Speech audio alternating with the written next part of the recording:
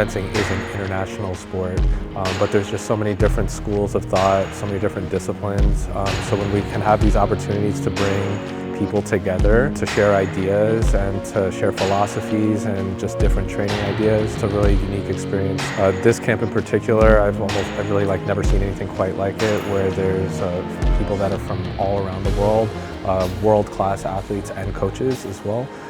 So even for me, this is a really unique learning experience where I get the chance to see coaches that otherwise I probably wouldn't talk to or engage with as much because we're always competing. And just to be in a setting kind of working towards the same thing with our students is a really special occasion. So international camps are a huge deal for us, and they do nothing but help promote and grow the sport for sure.